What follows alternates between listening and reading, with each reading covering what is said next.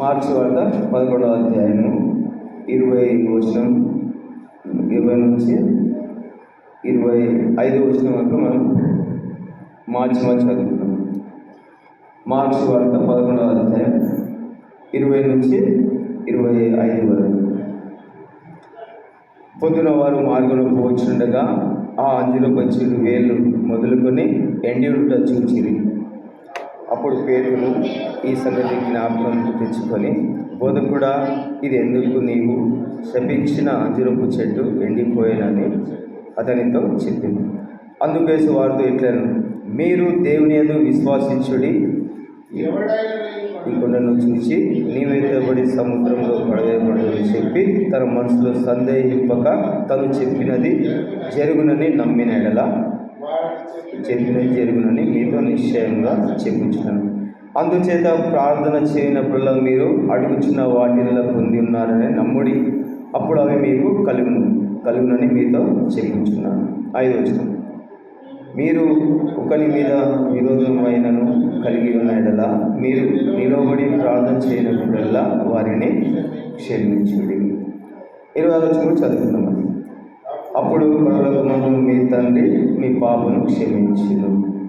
దేవుని సహాయం కోసం ప్రార్థన వీలైన వారి మోకాళ్ళకు చూస్తే దేవుడికి భయపరిచినట్టుంటుంది.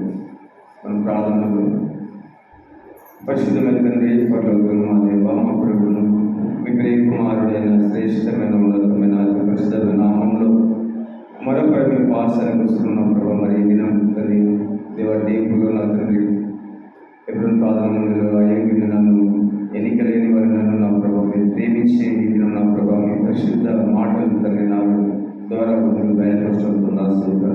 ముఖ్యంగా అయ్యేను క్షమించండి, కడగండి, పరిశుద్ధపరచండి. నన్ను ఖాళీ చేసి మీ మాటలతో నన్ను నిమిత్తులను ఎదుర్కొంటున్నా. ఏమి నా ప్రభావ జీవితండి ఇక్కడ కూర్చున్న వాళ్ళకున్న తండ్రి ఏ మంచితనం లేని వారిని మరొక తండ్రి చదువు దేవా చదువు లేని వాడిని నా ప్రభావ నన్ను ప్రేమించి తండ్రి మీకు బిడ్డలుగా నన్ను ఏర్పరచుకుని పొందాల్సింది నా ప్రభావ. మీకు లోబడి ఇష్టలుగా ఉండాలని నన్ను మమ్మల్ని స్థిరపరచండి. ఇంకా వాళ్ళ ప్రార్థన ఏ విధంగా చేయాలో తెలియదు నా ప్రభావ.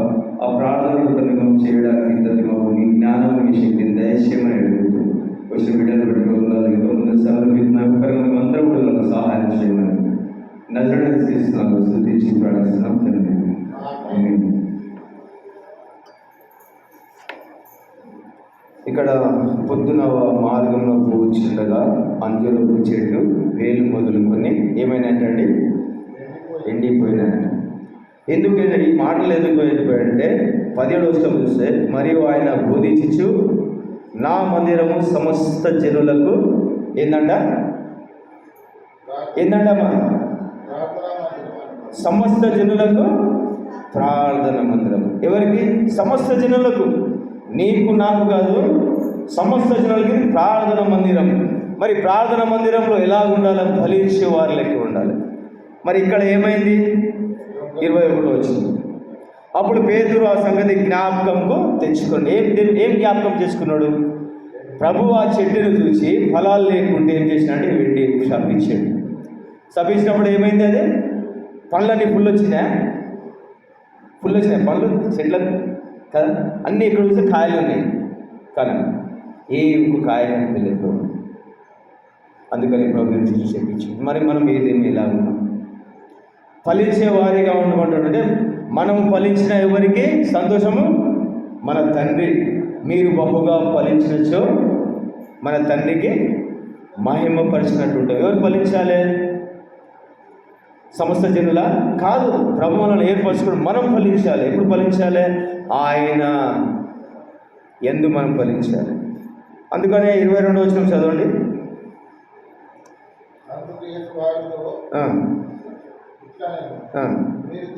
మీరు దేవుని యందు విశ్వాసించుడి.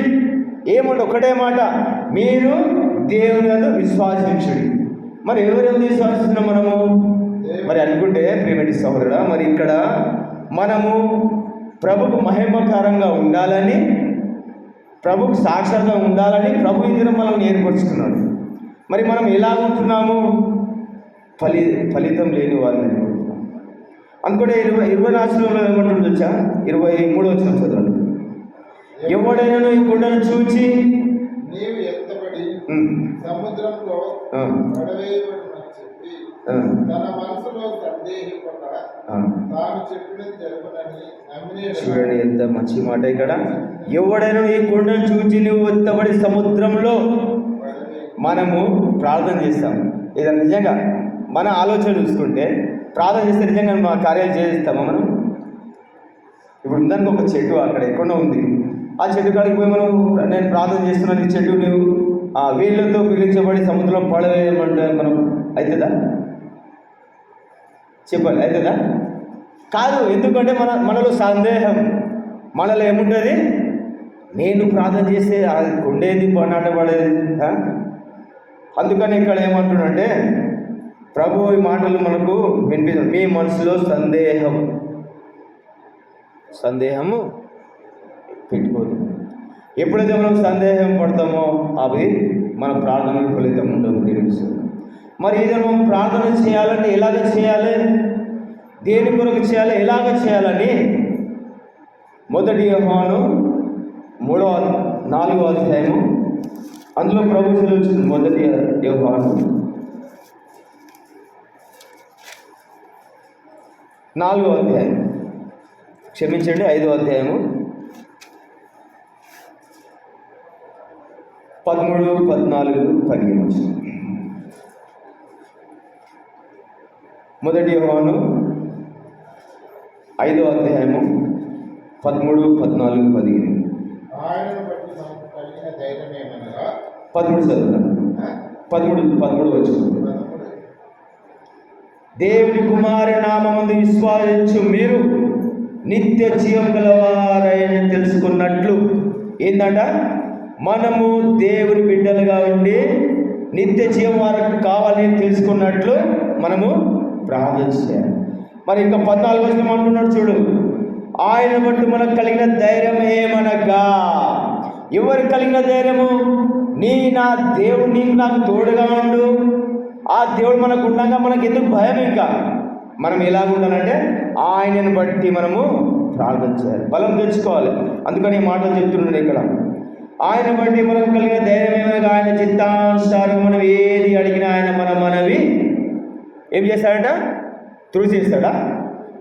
ఆయన చిత్తానుసారంగా మనం అడగాలి. ఎప్పుడైతే ఆయన చిత్తానుసారంగా మనం అడిగితే మనము సమస్తము మనం పొందగలుగుతాం.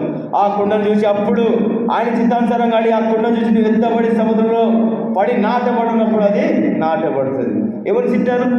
నా చిత్తానుసారంగా, మీ చిత్తానుసారం కాదు. దేవుని చిత్తానుసారంగా మనము అడగాలి. అడిగితే పొందుతాం. ఇంకేమంటున్నాడు 15వ వచనంలో? మీరేమి అడిగినను ఆయన మనవి ఏంటంట చెప్పాలి. ఏమంట? మనం ఏం అడిగినా, ఎప్పుడు అడిగితే, ఎలాగ అడిగితే, ఆయన చిత్తానుసారంగా అడిగితే, ఆయన ఉద్దేశానంగా అడిగితే అప్పుడు అంటాడు మనమేమి అడిగినా ఆయన మనవి ఆలకించుచున్నారని. మనం ఎరిగిన ఎడల మనం ఆయనను వేడుకున్న మునుపుకు కలిగిన ఇవన్నీ కలిగితే మనము గుర్తెరుగుతాం. ప్రేమిటి సోదరుడా, ఆయన చిత్తానుసారంగా అడగాలి, మన చిత్తం కాదు. మనం ఎప్పుడు ఏంటంటే ఇంతకుముందు మన చదువుల సహోదరుని క్షమించడం కదా. ఎప్పుడైతే మనం మన సహోదరుని క్షమిస్తామో పరలోకం తండ్రి మనని క్షమించేవారు. మనం క్షమించాము, నేను క్షమించాను, నన్ను క్షమించాను మనకు అట్లా కాదు. ప్రభు అంటాడు నిన్ను ఎప్పుడైతే తగ్గించుకుంటావో ప్రభు నామమయపరుస్తాం.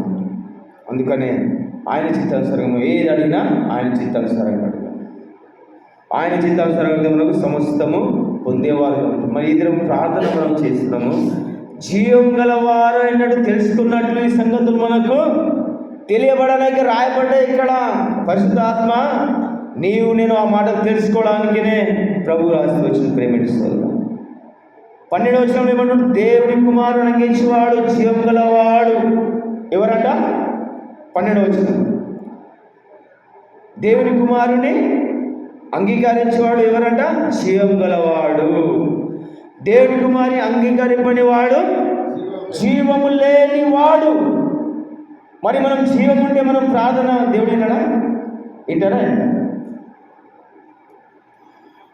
ఏమండి సపోర్ట్ చేయండి. మనం ప్రార్థన జీవం ఉండి చేస్తున్నామా? మరి దేవుడి చిత్తానుసారంగా చేస్తున్నామా? ప్రేమటి సోదరుడు, దేవుడు అంటున్నాడు, ఆయనను బట్టి మనకు కలిగిన ధైర్యం ఏమనగా, మనం ఏమి అడిగినా ఆయన చిత్తానుసారంగా అడుగుడి. అప్పుడు ఏమవుతారంట? మనము ఆ కొండని నీవు సముద్రం నాటబడినప్పుడు నాటబడుతుంది. సందేహిస్తే పాయ్. మనం ఎంత ప్రార్థన చేసినా వృధానే. ఒక మాట మనము ఎందుకు ఇలాగా ప్రభువు చెప్తున్నా అంటే, మత్తయి 8వ అధ్యాయము కొన్ని మాటలు తీసుకుంటాం, కొన్ని ఒకటే మాట తీసుకుంటాం. మత్తయి సువార్త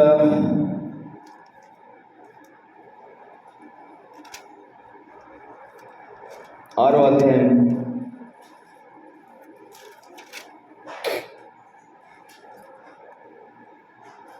8వ వచనం చదవండి. మీరు వారి వలె ఉండకుడి. చాలు. మీరు వారి వలె ఉండకుడి. మరి ఎందుకు ఈ మాటలు చెప్తున్నాడు? మనం ఎవరిలాగా ఉన్నామంట? మనం ప్రార్థన చేస్తున్నాము, కరెక్టే. మరి మనం ఎలా ఉండి ప్రార్థన చేస్తున్నాం?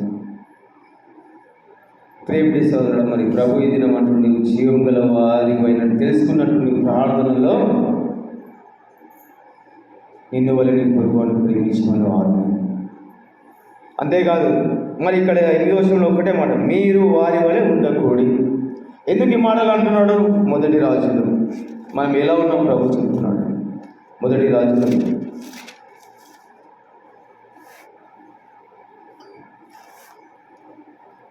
ఇక్కడ కూడా వాళ్ళు ప్రార్థన చేస్తున్నారు. ఎవరు ప్రార్థన చేస్తున్నారు ఇక్కడ? మొదటి రాజులు 18వ అధ్యాయము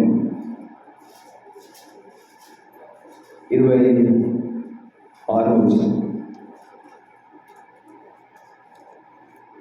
మొదటి రాజులు 18వ అధ్యాయం 26వ వచనం. అరే ఆ మైక్లు చదువుతారు, మైక్ పెట్టినా కదా. వారు తమ తీయబడిన ఎద్దును తీసుకొని సిద్ధము చేసి ఉదయం మొదలుకొని మధ్యాహ్నము వరకు బయలా మా ప్రార్థన వినుము, బయలా మా ప్రార్థన విను అని ఏం చేస్తున్నారట? బయలు పేరట ప్రార్థన చేసి వచ్చినారు. వీళ్ళు ప్రార్థన చేస్తున్నారు కదా, ప్రార్థనగా చేసేది అనా? ప్రార్థన కదా ఏం చేసేది కదా, ప్రార్థనే కదా.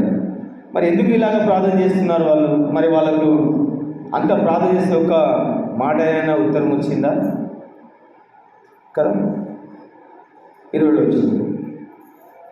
మధ్యాహ్నం కాగా ఏలియా వాడు దేవుడు ఉన్నాడు పెద్ద గేదెలు వేడి వాడు ఒకవేళ ధ్యానము చేయించున్నాడు, దూరంగా ఉన్నాడేమో, ప్రయాణం చేయించున్నాడేమో, వాడు నిద్రపోతున్నాడేమో, మీరు ఒకవేళ లేపవలసి ఉన్నదేమో అని అపాసం. చూడండి ప్రియమైన సోదరుడా, దేవుడు మనల్ని ప్రేమించాడు. మనం ఎలా ఉన్నామంటే, మనం ప్రార్థన అపాసం చేసేవారిగా ఉంటున్నాం, ఇతరులను క్షమించేవారిగా ఉండలేము. అందుకనే ప్రభు ఈ దినము నిజంగానే నేను వచ్చిన చెప్పిన ఒక 20 నిమిషాలనే దేవుడు నాతన ఇవన్నీ జ్ఞాపకం చేస్తున్నాను. నేను ఖాళీ ప్రార్థన చేయాలని వచ్చినా, ఇక్కడ ఏం చేయాలని వచ్చినా చాలా రోజుల లేదు, ప్రార్థన చేసుకున్నాను, ప్రార్థన చేయాలని వచ్చిన. ప్రార్థన చేయాల్సిన దేవుడు నాకు కొన్ని మాటలు జ్ఞాపకం చేస్తూ వచ్చినాను. అది మనం నేను ఎలాగ ఉన్నాను. నిజంగా నేను ప్రార్థన చేస్తుంటే దేవుడు నా ప్రార్థన ఆలకిస్తున్నా. ఇక్కడ ఏం చేస్తున్నా అంటే, వాళ్ళు తమ గీయబడిన ఎద్దును తీసుకొని ఉదయం మధ్యాహ్నం నుంచి ఎట్లా చేస్తున్నారంటే 28 వచ్చిన వారు మరీ గట్టిగా కేకలు వేయించు, రక్తం కారు మట్టుకు తమ మర్యాద చెప్పున కత్తులతో ఏం చేస్తున్నారంట? వాళ్ళ మర్యాద శాస్త్రం. అయితే మనం ఎలాగుంటున్నాం? వాళ్ళ మర్యాద ప్రకారం ఏం చేస్తున్న వాళ్ళు కత్తులతో ఇలా కొట్టుకుంటున్నారండి. ఎందుకు? వాళ్ళకు ఒక్క ప్రత్యుత్తరం వస్తలేదు ప్రార్థన చేస్తుంటే. ప్రేమిటి సోదరుడు, ప్రభు ఇది మాట నువ్వు ఎలా ఉండి ప్రార్థన చేస్తావు? జీవం గల దేవుని వారెన్నడూ తెలుసుకున్నట్లు ప్రభు మనల్ని ఏర్పరచుకుని జీవం గల దేవుని బిడ్డలు ఉన్నారు మీరని. మరి మనం ఎలా చేస్తున్నాం? ఇదిగో ఇలా బయలామ ప్రార్థన అలా ఎక్కించు మన ప్రార్థన ఇలా ఉంటున్నాయి. అందుకనే ప్రేమిటి సోదర మన ప్రార్థనలు గుర్తులేదు ప్రభు. 36 వచ్చింది, 36 వచ్చింది. మొదటి రాజు 18వ అధ్యాయం 36 వచ్చింది. అస్తమయ నైవేద్యము అర్పించు సమయంలో ప్రవక్త ఏలియా దగ్గరకు వచ్చి ఇలా ప్రార్థన చేసి, ఏమని ప్రార్థన చేసి చూడండి ఇక్కడ. ఆ ఏలియా ఎవరు? మనలాంటి మనుషుడే. యెహోవా అబ్రహాము ఇస్సాకు ఇజ్రాయేలు దేవా, ఇజ్రాయేల్ మధ్య నీవు దేవుడవై ఉన్నావని. ఎవరు? మా దేవుడు ఉన్నావు అని మనము గట్టిగా ప్రార్థించాలి. వాళ్ళు చూసి నిజంగా వాళ్ళు నమ్మేటట్లు ప్రార్థించాలి. మరి ఇక్కడ ప్రార్థన చదువు. నేను నీ సేవకుడైన విన్నానని ఈ కార్యములన్నీ నువ్వు సెలవు చేత చేసి ఈ దినము కనపరచుము. మన ప్రార్థన ఇలా ఉంటే, దేవాన్ని ప్రార్థించిన ఈ దినము నా ప్రార్థన ఆలకించుము, నా ప్రార్థన వినుము. కానీ మన ప్రార్థన ఎలా ఉందంట? ఉదయం నుంచి మధ్యాహ్నం సాయంకాలం ప్రార్థిస్తున్నాం, కానీ ఒక్కది మనకు జవాబు వస్తలేదండి. 32 వచ్చింది. ఎట్లా? యెహోవా నా ప్రార్థన, మన దేవుని మన బతుకులాడాలి. దేవా నా ప్రార్థన ఆలకించుము. మేము ఇరుకులో ఉన్నాము, మేము అపాసంలో ఉన్నాము. మా ప్రార్థన ఆలకించి మన ప్రార్థనలు చేసే గట్టి ప్రార్థన చదువు. దేవుడు నీవు వారి హృదయంలో నీ తట్టుకు తిరగజేయు ఈ జనులకు తెలియనట్లుగా నా ప్రార్థన అంగీకరించుము. మన ప్రార్థనలు ఈ జనులకు తెలవాలి. మరి నువ్వు ఇలా ప్రార్థన చేస్తావు. నిజంగా సమయం లేదండి, సమయం లేదు. మనం ఇంటనే వస్తున్నాము, నేను చిన్నీలు వేసుకుంటామని తింటున్నాం. సమయం లేదు, సమయం అంటున్నాం. ఇంకేడా మేము ముసలిలో వెళ్తున్నాం కదా. కానీ ఆయన రాక సమీపం కనుకనే ఎన్నో చెప్తుంది. మీకు తెలుసు, ఎందుకంటే నాకన్నా ఎక్కువ మీకు తెలుస్తున్నారు. ఎందుకంటే నాకన్నా పెద్దవాళ్ళు ఉన్నారు, చదివిలో పెద్దవాళ్ళు, అన్నింటిలో పెద్దవాళ్ళు ఉన్నారు. కానీ ఆయన సమీపం చాలా దగ్గర ఉన్నారు. అందుకని మనం ప్రార్థనలు వెళ్తలేవు. అందుకని ఇక్కడ ఏమంటున్నాడంటే, నీవు వారి హృదయంలో నీ తట్టు చేయనని ఈ చెవులు తెలుసుకున్నట్లు నా ప్రార్థన అంగీకరించుము. అతడు అలాగ ప్రార్థన చేస్తుండగా ఏమైందనా చదువు. 38 వచ్చింది. అతడు ఇలా ప్రార్థన చేయించుండగా చూడండి, అతడు ప్రార్థన చేసినప్పుడు అగ్ని దిగి దహన పశువులను కట్టెలను రాలి బుగ్గిని దహించి నీళ్ళని ఒక్కడే ప్రార్థన. మీకు తెలుసు వాళ్ళు ఎంతమంది ఇక్కడ? ఎంతమంది? 400. అంతమంది ప్రార్థనలు వేస్ట్ చేసుకుంటారు. కానీ దేవాది దేవుడు ఏర్పరిచిన బిడ్డ ఒక్కడే ప్రార్థన చేసినప్పుడు వాటిని వచ్చి ఏం చేసిందంట? దహించిందంట. మరి మనం ప్రార్థన చేసేలా? మనం ప్రార్థన చేస్తే ఒక వ్యక్తి చూసినాం మనము, ఆ వ్యక్తి ప్రార్థన చేసిన వ్యక్తి మన మందిరానికే రాడు కదా. మన ప్రార్థన అలాగే ఉంది. అందుకని ప్రేమికి సోదర ప్రభు ఏమంటుంది దినము 1 యోహాను 5వ అధ్యాయము 14 వచ్చిన 1 యోహాను 5వ అధ్యాయము 14 వచ్చిన, ఆయన బట్టి మనకు కలిగిన ధైర్యం ఏమనగా చదవాల. 1 యోహాను 5వ అధ్యాయం 14 వచ్చిన. మనం ఆ ధైర్యంతో ప్రార్థించాలని ప్రభు చెప్తాం. ఆయన బట్టి మొదటి యోహాను 5:14. ఆయనను బట్టి మనకు కలిగిన ధైర్యం ఏమనగా, మనకు ధైర్యం ఉండాలి. ఎందుకంటే మనకు జీవం గల దేవుడు, నా దేవుడు జీవం గల దేవుడు. నీవు ప్రార్థిస్తే అగ్నిని పంపించే దేవుడు. మరి నీ ప్రార్థన ఎందుకున్నాడు? అందుకని ఇక్కడ అంటున్నాడు, ఆయన బట్టి మనకు కలిగిన ధైర్యం ఏమనగా ఆయన చిత్తానుసారంగా మనము ఏది అడిగినను మనవి ఆలకించున్నాడు. రండి మార్క్స్ వార్త మనం చదువుకొని మనం ప్రార్థనలో ప్రవేశం. నాకు టైం అయితే తెలియదు, కానీ దేవుడు నాకు ఇచ్చిన కొన్ని మాటలు మీకు పంచుకోవాలని దేవుడు ఒక 20 నిమిషాల కిందనే నాకు ప్రేరేపణ చేసి వచ్చినాను. అయ్యో దేవా, మరి సేవకుడు వస్తలేడు, నేను ఇట్లా ఏం ప్రార్థన చేయాలి, ఏం చెప్పాలంటే నాకు కొన్ని మాటలు చెప్పి ఇప్పుడే 20 నిమిషాల క్రితం. ఎందుకు అంటున్నామంటే మరి విన్నాము, మస్తు తింటున్నాము, ఇవన్నీ విన్నా కాబట్టి ఇది నేను చెప్పుకుంటున్నాను. మార్క్స్ వార్త 11వ అధ్యాయం